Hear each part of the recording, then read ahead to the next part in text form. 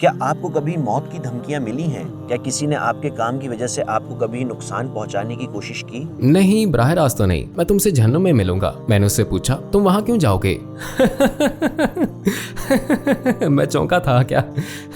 मगर उसके अलावा कोई खास नहीं। हाँ, कुछ लोग हैं जो मुझे सताने की कोशिश तो नहीं करते, मगर बड़ा अजीब सा रवैया अपनाते हैं। मसलन लोग आते हैं और कहते हैं कि तुम खुतबे में मेरे मुतालिक बात कर रहे थे, मगर आप तो श्रीलंका में हैं। मैंने खुतबा ऑस्ट्रेलिया में दिया था। हाँ, मगर मैंने वीडियो देखी कि आप मुझसे बात कर रहे थे और मैं आपसे इसकी वजह जानना चाहता हूँ। आपने मुझसे बात क्यों की? मुझे आपका पैगाम मिल गया और मैं आ रहा हूँ। मैं समझ गया। मैंने पूछा, आप क्या समझ गए?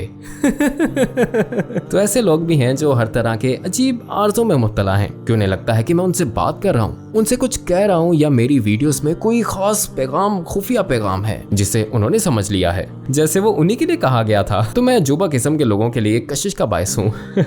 मगर इसके अलावा नहीं, कोई धमकियां नहीं, अल्हम्दुलिल्लाह।